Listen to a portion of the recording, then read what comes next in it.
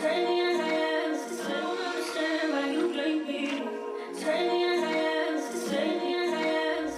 yo, what's up, YouTube, man? It's your boy, Action Jackson. In today's video, I'm going to be talking about the Dallas Cowboys versus Jaguars preseason opener on Saturday.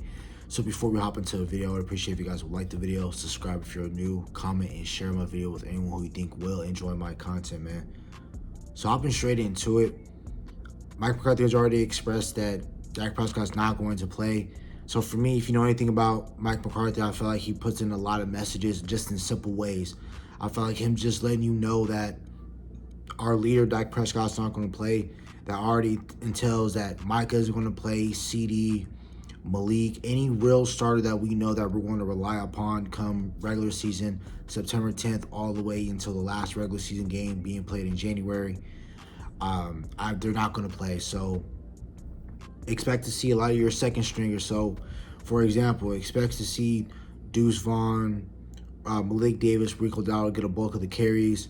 See maybe Hendershot, Schoonmaker if he's able to play, Sean McEwen, offensive lineman, Chuma Edoga, rotational offensive lineman, many things like that. So the number one thing I'm looking at when it comes to the Jacksonville Jaguars thing is penalties.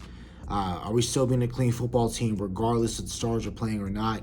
Because your entire team details whether or not how disciplined you are. So if the 53rd guy is not disciplined, it's really hard to say that the other guys are. So again, just go in, watch the penalties. No ignorant stuff, no fighting, no none of that dumb stuff. Now, of course, somebody does something stupid and somebody wants to late hit you, okay, do what you got to do. But if it's within legal rights, just don't be starting, no reason to have a big old brawl over nothing.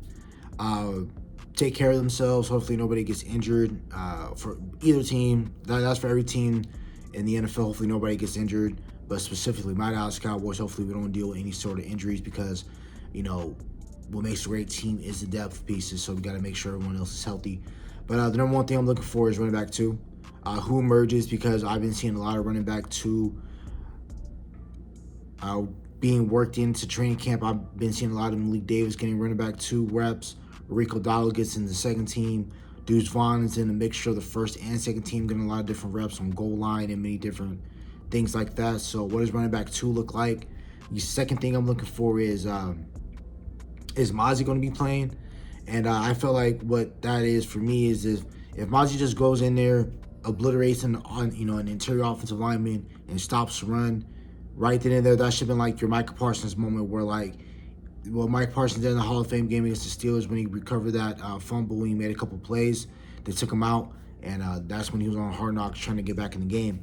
So I think Mozzie needs to have something to that effect a little bit, to where if he gets pushed up in the pocket easily, he blows up a run with no problem and makes a tackle with ease. Bang a timeout, get him out.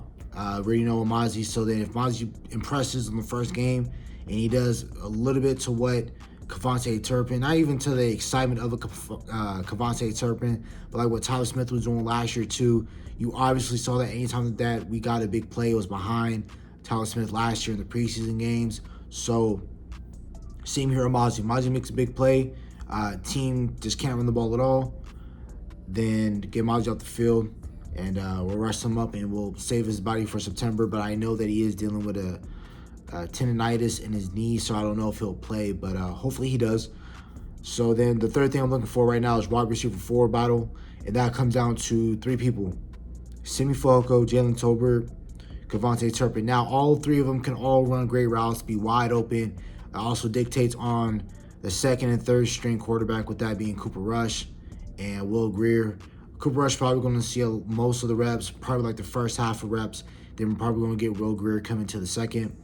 But like I said, wide receiver 4 battle, I just want to see a lot of guys consistently win in and out of their matchups, constantly break on the ball, catch the ball at its highest point, minimize the drops, see what they can do after the catch. But like I said, Jalen Tolbert has been making a lot of noise. So has Kevontae Turpin. Both of them have been making a lot of noise in training camp. Hopefully that comes into fruition on Saturday against the Jacksonville Jaguars, and they can have a great showing. The fourth thing I'm looking forward to is rotational offensive linemen. Chuma, Edoga, Earl Bostic, Matt Waletzko, Josh Ball, Matt Forniak. There's a lot of different backup offensive linemen that we do have. I want to see us go out there and see how they do. Now, I know they did not do well against our second-team defense, but everyone's second-team defense isn't like Dallas because, like I said, a lot of our second-team players get first-team reps. You know, they go out there on game days and they actually start. So they're like hybrids or starters slash bench players, but they're more like the NBA role players where, like, you know, there's your starters, but role players in the bench, they actually do touch the floor in the NBA. So same thing with the NFL. Rotational offensive lineman. What does our offensive line, our backup offensive line, look against other talent that isn't ours? Because we already know what Sam Williams, Dorrance Armstrong, all those cats can do against regulars on our offensive line. So I want to see how that looks like. The fifth thing I'm looking for is cornerback 5 and 6, really. I don't know how many cornerbacks the Dallas Cowboys want to carry. But really that battle comes down to 3 different people in Eric Scott Jr., Kelvin Joseph, and Nahshon Wright. And the reason why I'm not going to pencil in Eric Scott Jr. yet because he's a rookie, but so far he's been making a lot better plays. He's been constantly, got a knack for the ball. He's been making every single play on the ball. Been right there, sticky in coverage. Got a lot of pass breakups, caught some interceptions in practice as well. He's been really balling out in practice, and everyone's been loving him, including the front office. Trayvon Diggs spoke about him on the Pivot podcast on like the last couple minutes of it. But like I said, Eric Scott Jr. has been making a name for himself in training camp, even as a rookie. Looks like Dallas Cowboys are possibly going to have him another late round steal.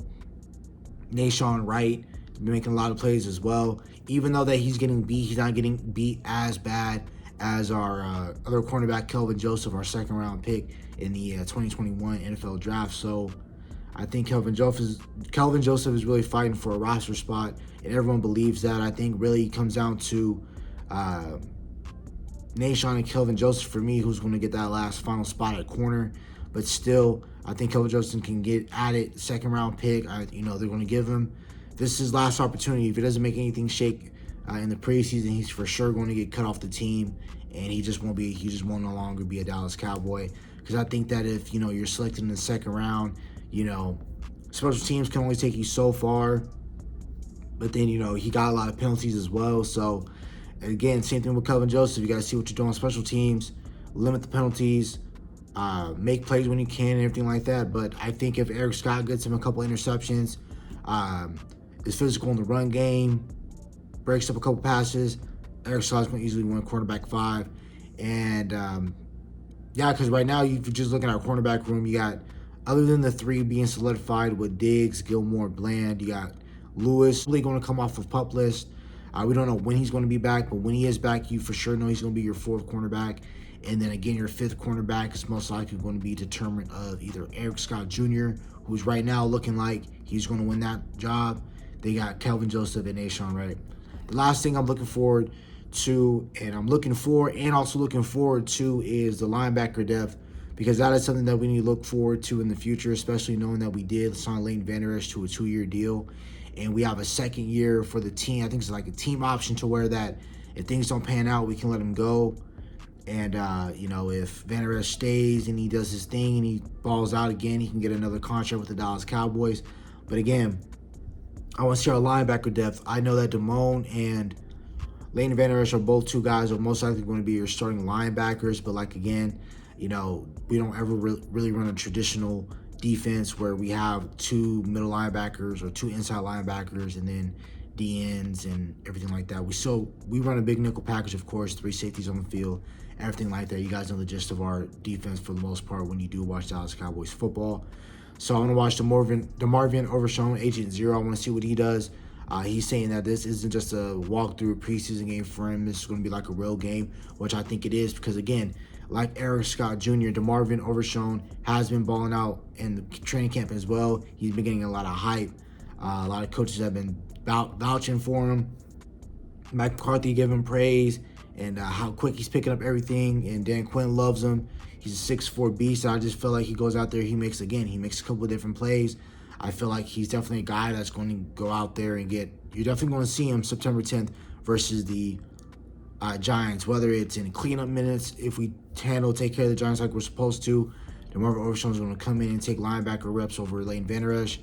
And Jabril Cox, same thing, 4th round pick. He's been making a lot of more noise than per se like a Kelvin Joseph, who were both selected in the same round.